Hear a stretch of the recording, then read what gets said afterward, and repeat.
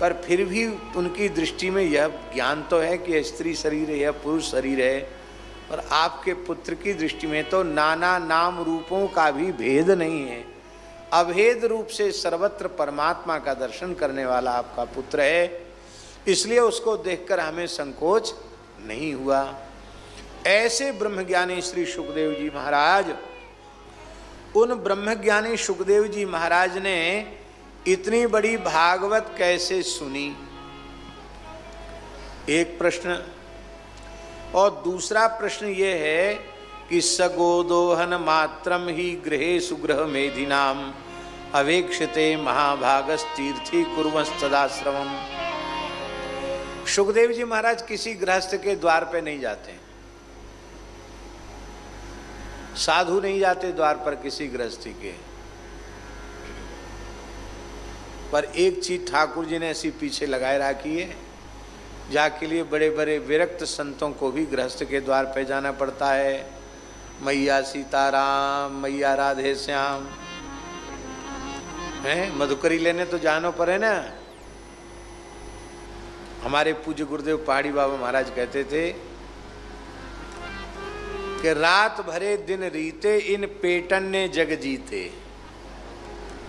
और कवो कवो कहते, बच्चा हम तो बड़े दूर हिमालय में चले गए, ऐसी दुर्गम जगह पे पहुंच गए कि वहां बैठ के सहज समाधि लग गई, पर जैसी ये भूख जगी और जोरन की भूख लगी तो फिर अब अंधेरों हो गए, उतरते उतरते दूर टिमटिमाता हुआ प्रकाश दिखाई पड़ा, उतरते उतरते रास्ता भूल गए और पूरी रात चले, फिर वो गांव तो मिला नहीं, पता नहीं गांव कहाँ रह गया। पूरे दिन के भूखे पूरे रात चले, कोई बिजली नहीं, कोई टार्च नहीं, कुछ नहीं, अंधेरे में, पहाड़ में, जंगल में, हिमालय के क्षेत्र में। और फिर सबरा ज्ञान विज्ञान ढीला हो गया। बोले भैया वृंदावन बहुत अच्छो, महाराज जी पूरे मन में आई, वृंदावन बहुत अच्छो, बिना गुरु जी महाराज से पूछे चले आए, बैराग्य चढ़े और चले, ठीक ना है भयो, वृंदावन बहुत अच्छो, समय ते बाल भोग, समय ते राजभोग, और फिर ब्यारू और संजा को पुजारी हैं तो दूध भी मिल जाए। तो बोले भैया यहाँ तो कछू बनाए, और उतर के नीचे आ गए। फिर कहते फिर वृंदावन आ गए, तो कहते पेट न पीछे लगाया होता ठाकुर जी ने तो हम तो हिमालय में रह जाते, पेट उतार लायो। तो बड़े बड़े विरक्तों को भी भिक्षा के लिए गृहस्थ के द्वार पर जाना पड़ता है, पर श्री सुखदेव जी तो केवल वायु का आहार करते हैं, न वे अन्न लेते हैं न जल लेते हैं, कुछ संसार की वस्तु ग्रहण ही नहीं करते, तो उन्हें किसी गृहस्थ के द्वार पर जाने की आवश्यकता क्या है। कथनचित किसी भाग्यशाली गृहस्थ का सौभाग्य जग जाए और उसके अतिथि बन जाएं श्री सुखदेव जी महाराज, और वो चरण पकड़ ले कि नहीं महाराज आपको तो ठहरना पड़ेगा, तो उतनी देर ठहरते हैं जितनी देर में एक गैया की धार कढ़े, गैया दुही जाए उतनी देर ठहरते हैं। इसका मतलब है कि बहुत आग्रह करने पर भी धारोष्ण दुग्ध एकाध घूंट ले लेते हैं, वो भी कभी कभार 4-6 साल में एक बार किसी गृहस्थ के द्वार पर जाके, अन्यथा कुछ भी नहीं लेते हैं। तो ये और आश्चर्य की बात है कि 7 दिन तक एक ही जगह रह करके और उन्होंने श्रीमद् भागवत कैसे कही, यह और अधिक आश्चर्य की बात है। और भगवान दूसरी बात यह है कि भगवान के खास भांजे सुभद्रानंदन परीक्षित अर्जुन के पुत्र अभिमन्यु खास भांजे हैं ठाकुर जी के, और अभिमन्यु के पुत्र हैं परीक्षित। तो अभिमन्यु सुतम सूतो प्राहुर्भागवतोत्तमम, अभिमन्यु के पुत्र राजर्षि परीक्षित को भागवतों में उत्तम कहा जाता है।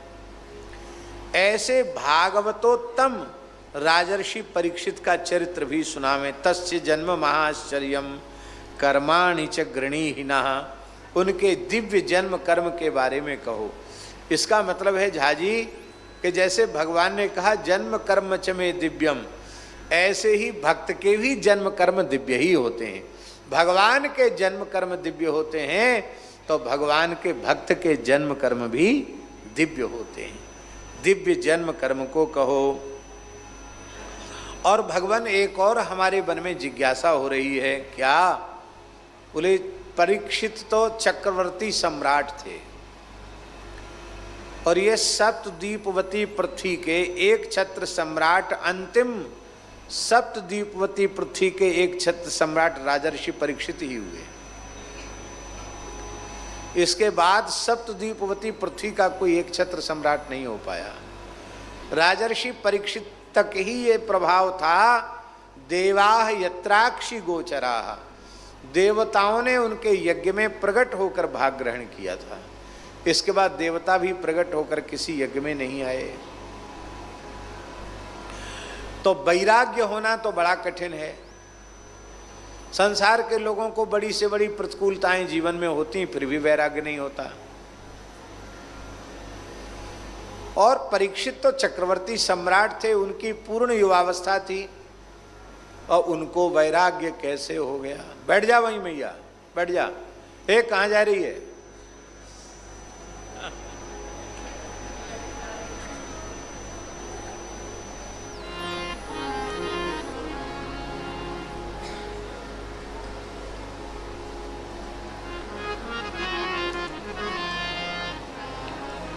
इतना पुरुषार्थ ब्रजवासियों में हो तो किसी में नहीं।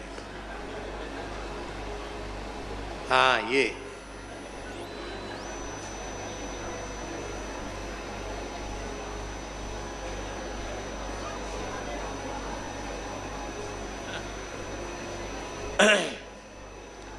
तो युवावस्था में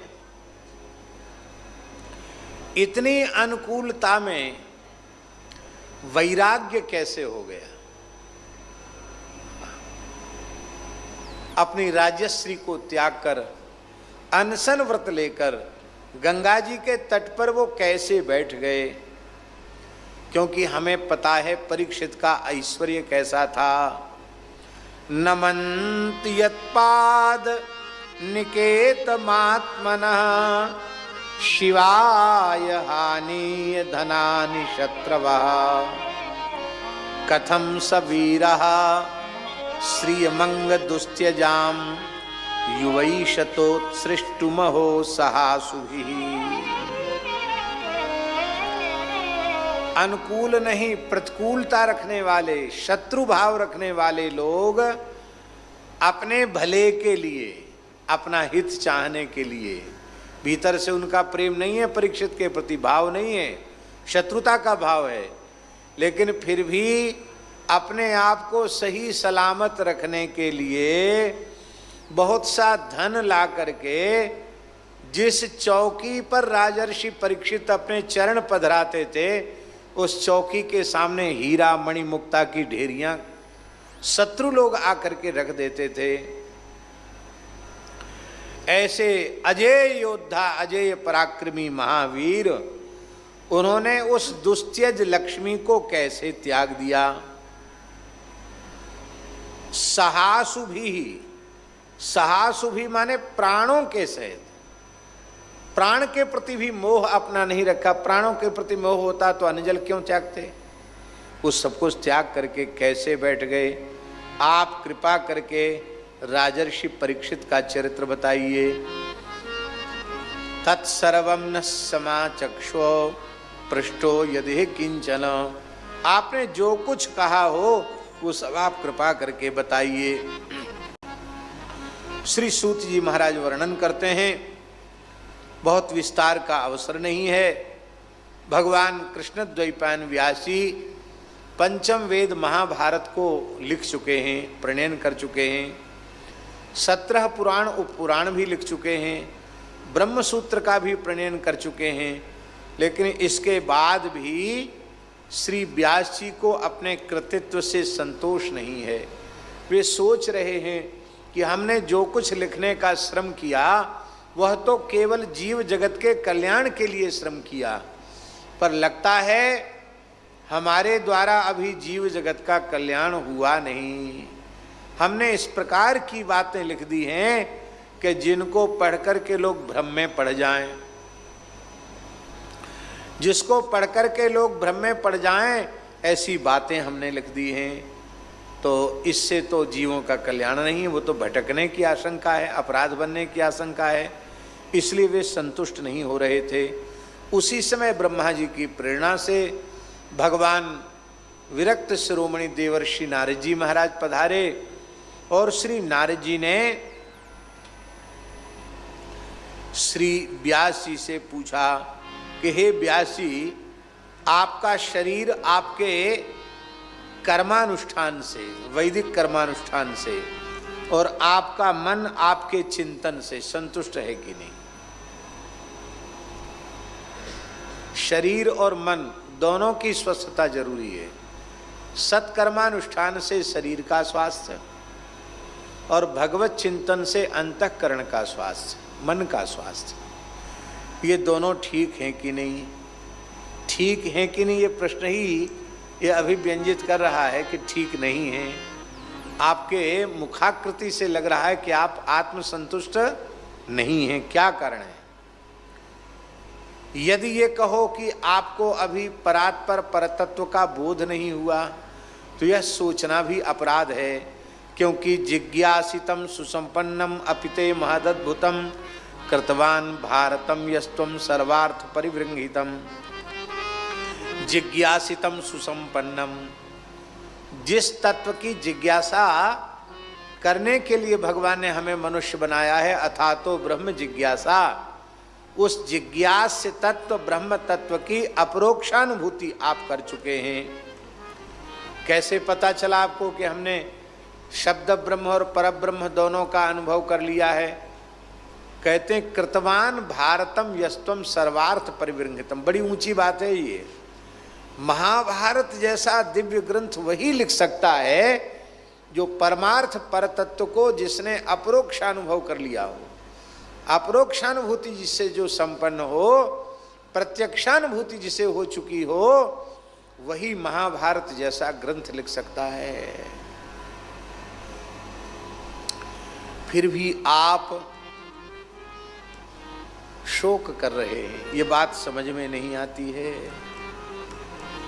व्यासी ने कहा, भगवान आपने जो कुछ हमारे संबंध में कहा है वो बिल्कुल ठीक कहा। लगता है ब्रह्मा जी के आप मानस पुत्र हैं और ब्रह्मा जी की भगवत प्रेरणा से आप इसीलिए आए हैं, हमारा समाधान करने के लिए ही आए हैं। पर हे भगवान, मेरी प्रार्थना है कि स्नातस्य में न्यूनमलम विचक्षु। हे भगवान, आप कृपा करके हमारे साधन की जो न्यूनता है, हमारे साधन में जो कमी है, उस कमी को निर्देशित कीजिए। ये महाराज बहुत ऊंची बात है। आज हम लोगों में यह बात समाप्त हो गई है।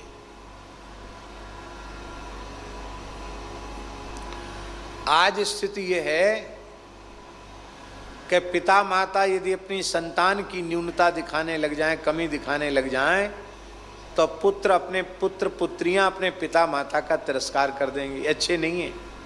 जब देखो तब टोका टाकी करते हैं, यूँ क्यों कर दिया, यूँ क्यों कर दिया, ऐसा क्यों कर दिया। अच्छे हमारे महाराज जी ऐसे गुरुजी टोका टाकी करें तो अच्छे गुरुजी नहीं है। संत कोई कमी बतावे तो अच्छो संत नहीं है वो। हमारी झूठी बड़ाई करे वही अच्छो, हमारी कमी बतावे वो अच्छो नहीं। तो महाराज जी कहते थे कलिकाल में उत्तम गुरु, उत्तम पिता, उत्तम पति और उत्तम संत बनने का एक ही फार्मूला है। भक्तमाली जी महाराज कहते क्या? बोले काऊ की कमी है मत बताओ, लाख कमी हो बाकी बड़ाई करो बस। अरे महाराज बहुत अच्छे संत हैं, हमारे पिताजी जैसे पिताजी सबको मिले। हमारी माता जी जैसी माता जी सबको बोले, बुराई करते नहीं। और तब तक मनुष्य की बुराई खत्म नहीं होती। अपने से बड़े पुरुषों के द्वारा अपनी न्यूनता दिखाने पर जिनको अपमान की अनुभूति होने लग जाए, उन मनुष्यों का सुधार भगवान अवतार लेकर भी नहीं कर सकते। अपने से बड़े हमें कोई भूल दिखावे कि तुम्हारी ये भूल है, ये कमी है, तो मन में इतना आनंद होना चाहिए कि हमारे बड़े हमारे ऊपर विराजमान हैं, जो हमारी कमी बता रहे हैं, स्वीकार कर लो उसको। उत्तम पक्ष तो ये है कि दोष न होने पर दोष स्वीकार कर लो। आप सर्वथा निर्दोष हैं, पाप पर दोष मढ़ दिया गया, स्वीकार कर लो। ठीक है, आप कह रहे हो तो हम स्वीकार हैं, हमने दोष किया। अब आप ऐसी कृपा करो, अपराधी तो हम है ही हैं, पर आपके चरणन को छोड़ के कहाँ जाएंगे? भाई बड़ेन को छोड़ के कहाँ जाएं? तो ऐसो करो कि आप प्रायश्चित बताओ। तो वो बड़े माता पिता गुरु संत आपको प्रायश्चित बता देंगे। वो आपने प्रायश्चित कर लिया। अब बहुत ध्यान देकर के सुने, आपने प्रायश्चित कर लिया, पर जो सच्ची बात है वो छिपी नहीं रहेगी। सत्य उसको सत्य रूपी सूर्य को बादल अधिक समय तक ढक नहीं सकते हैं। कभी न कभी बादल तितर बितर होंगे और सत्य रूपी सूर्य प्रकाशित होगा। और जब सच्चाई सामने आई, बहुत ध्यान से सुने, जब सच्चाई सामने आवेगी, सत्यता सामने आवेगी, और उन संत को पता चलेगा, गुरु को पता चलेगा, ये पुत्र अथवा शिष्य कितना शीलवान है। अपराध न होते हुए भी अपराध स्वीकार कर लिया और प्रायश्चित भी बिना अपराध के अपराध स्वीकार किया और श्रद्धा पूर्वक प्रायश्चित भी किया। तो अब आप मन में अनुमान कर सकते उनके हृदय में कितना प्रेम होगा। बोलो, तुम इधर आ जाओ, बच्चे इधर आ जाओ, यहाँ जाओ, पीछे बैठने वालों को बाधा, या तो और पीछे हो जाओ, और पीछे हो जाओ। हाँ, तो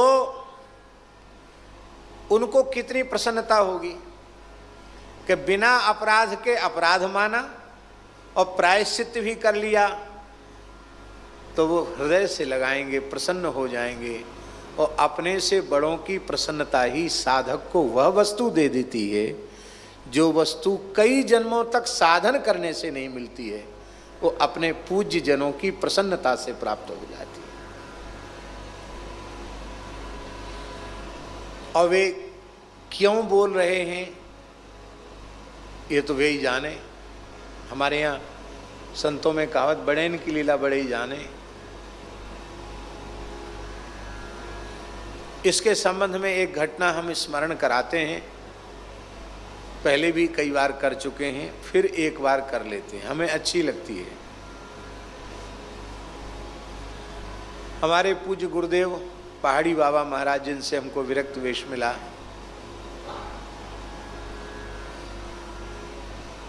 बड़े पुराने महापुरुष और सिद्ध संत थे। टटिया स्थान वाले बड़े महाराज जी और हमारे पहाड़ी बाबा महाराज का बड़ा भारी अंतरंग प्रेम था। हमारा 1995 में जब कार्तिक पूर्णिमा को हमको वहाँ पहाड़ी बाबा की गद्दी पर बिठाया महाराज जी ने, तो महाराज जी ने और कहीं नहीं भेजा। बोले टटिया स्थान वाले तो बाहर जा नहीं सकते, तो लो तुम ये चादर उड़ा के आओ, और एक टोकरी प्रसाद दिया और भेंट दी। बोले भेंट दे के आओ और हमारी दंडौत कहियो। तो हम जैसे गए तो वहाँ लोगों ने, संतों ने जो भी सेवा में थे, उन्होंने बताया आज इन्हीं की गद्दी हुई है। तो महाराज जी ने आसन बिछवाया, बहुत आदर किया, और हमसे बोले बाबा नारियल जानो कि नहीं? हमने कि हाँ जानते महाराज जी। और ऊपर ते कठोर होए जटाजूट, भीतर बड़ी धवल गिरी निकले, स्वादिष्ट गिरी निकले। वो जो बाबा है ना, वो नारियल को स्वरूप है इनको। भीतर के बड़े प्रेमी रसिक संत हैं, सिद्ध संत हैं, पर बाहर उनकी बड़ी कठोरता है, घबराना नहीं। और बोले वृंदावन में मैं सिद्ध संत उन्हीं को मानता हूँ, ये बड़े महाराज के शब्द हैं। और बोले उनकी दया से हम ब्रजवासी